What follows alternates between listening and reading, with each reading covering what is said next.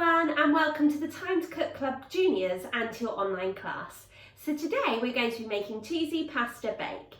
So hopefully if you're joining me today, you have all of your ingredients weighed out, measured and ready to go, and also the equipment from the equipment list. So let's make a start. The first thing you need to do, guys, is you need to go and ask a grown-up to help you to cook your dried pasta. You're going to cook your pasta with your grown-up, and then you're going to pour the pasta into a colander or a sieve to allow all the water to drain away, and then pop your pasta into a mixing bowl. Okay, once you've cooked your pasta with your grown-up, you're then going to ask your grown-up to preheat the oven for you. And you want it preheated to either gas mark 5 or 190 degrees or 170 degrees if you're using a fan oven. The reason we need to preheat the oven is to make sure that the oven is at the perfect temperature to cook our bakes in. Okay, so now we're going to make our pepper sauce. And if you have a blender or a food processor, you can use it to help you to make the sauce. If you don't have a blender or a food processor, don't worry. What you can do is you can chop your peppers up really finely, add in all the other ingredients, and then use a potato masher to mash down your peppers, okay, so that they get all squashy. So you won't have a really super smooth sauce that way, but it will still be just as tasty. So I have got a blender, so I'm going to show you how to prepare your ingredients if you're using a blender or a food processor. So what you're going to do is you're going to use half a tin of peppers. So you need to drain the liquid off the peppers, okay, and then you can slice them if you want. If you've got a really super powerful blender or food processor, then you could probably put them in whole. I'm going to cut mine up into smaller pieces before popping them into a mixing bowl. Now when you are cutting, you must remember our golden rules, and that is that we chop on a chopping board, we're always looking at what we're doing, and we're keeping our fingers well away from the blade, okay? So if you're not using a blender, remember you will need to cut your pepper into much smaller pieces than I'm doing, okay? Otherwise your sauce will be really chunky, and it will be quite hard to mash it down with your potato masher. Okay, so just keep going.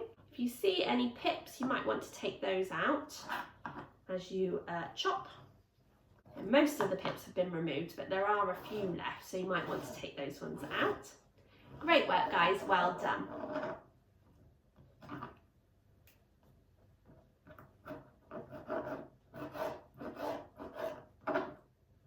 Okay, so if you do have a blender or a food processor, then you're just going to ask your grown-ups to help you to use it to blend down all of these peppers. So I'll see you guys in just a minute when you've done that job. Okay, welcome back, guys. So hopefully by now you and your grown-ups have blended down your peppers. So the next ingredient we're going to add in is our half a teaspoon of chili powder. And whenever we're measuring out any herbs or spices, it's always a great idea to do so over a separate bowl or cup or container, and that way if we add too much, we're not spoiling the rest of the ingredients.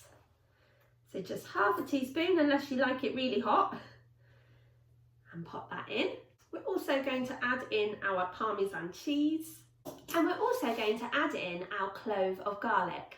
So if you have a garlic press, you can just pop your garlic clove into the garlic press and squeeze it, and that will release all of the garlic and it will come out of these holes. If you don't have a garlic press, please don't worry, you can just chop up your garlic clove really finely with a knife.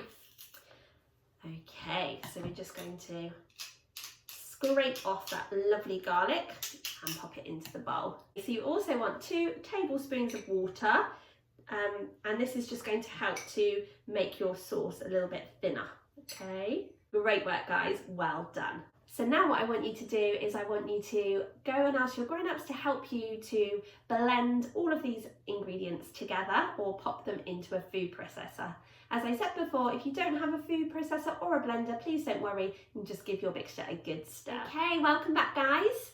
So hopefully by now you have blended your sauce. Next ingredient we're going to add in is 1 tablespoon of olive oil. Now again, I'm going to measure this out over a separate cup, just so that I don't add too much in. But I'm going to put that cup really close to the bowl so that I'm not going to drip it on the table.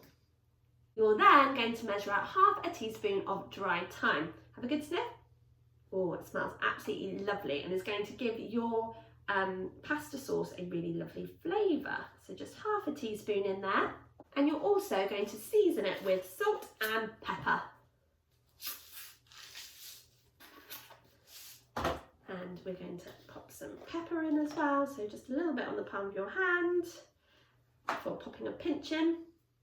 And throwing the rest over either of your left or your right shoulder. I'm going to go for right, and I hope that's right. Okay, so now it's time again to go and ask your grown-ups to help you to blend all of these lovely ingredients together. If you don't have a blender or a food processor, it's time to get out that spoon and give it a good old stir. So now it's time to pour our roasted red pepper sauce all over the top of our cooked drained pasta. Okay, like so.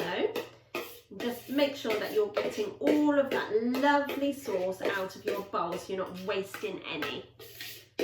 Great work. And then you can just stir it into your pasta, like so. Now, if you've only just cooked your pasta and it's still quite warm, what you can do is you can add your spinach, your washed spinach, to the pasta and stir it really well. Now, if your pasta is hot, then please ask your grown-up to help with this job because we don't want you to burn yourself. And if your pasta is hot, then your spinach leaves will start to wilt, which means they'll start to get smaller and smaller and smaller, okay? And that's exactly what we want. If you've cooked your pasta a little while ago and it's not too hot, then what you need to do is you need to go and ask your grown-up to pop your spinach into a colander or a sieve, and you're going to ask your grown-up to pour hot water over the top of your spinach, and this will help your spinach to wilt. So join me back here when you've done that job, but make sure you're asking your grown-up to help you because you don't want to burn your fingers. Okay, great work guys. So hopefully by now your spinach has wilted and you can add it to your pasta if you haven't already done so. And you can give it a good stir.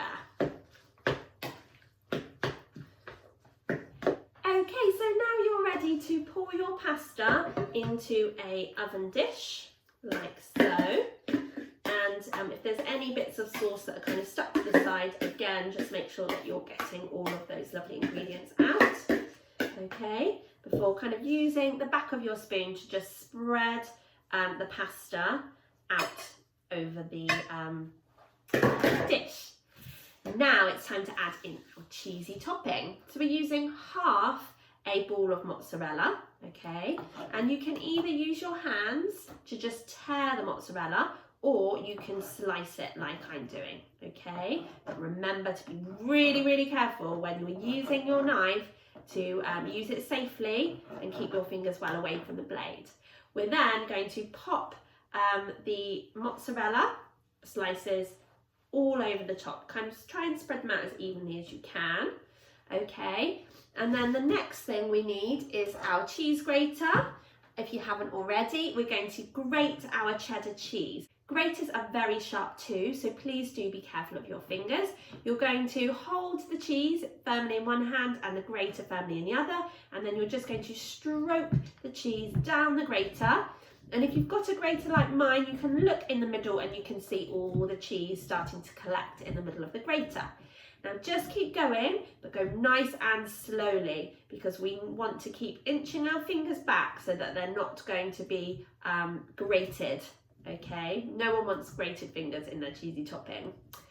Great work. So if you have a little bit of cheese that's too small to grate, you can just pop that in the middle, or if you don't have a grater like mine, then you can just add it to your oven dish. And then what we're going to do is we're just going to sprinkle on the cheddar cheese all over the top of our pasta bake, okay, like so. Now it's time to ask your grown-up to place your oven dish into the oven to cook for between 15 to 20 minutes. So you'll know, grown-ups, when the pasta bake is ready because the cheese will be all lovely and golden and bubbling on top. So now you just need to wait for your cheesy pasta bake to cook in the oven.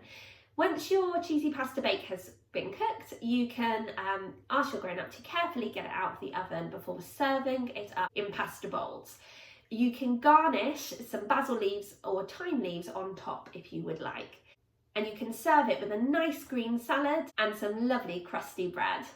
Thank you so much for joining me today, guys, to make your cheesy pasta bake. I really hope that you enjoyed cooking along with me, but more importantly, I hope you enjoy eating it and sharing it with your family.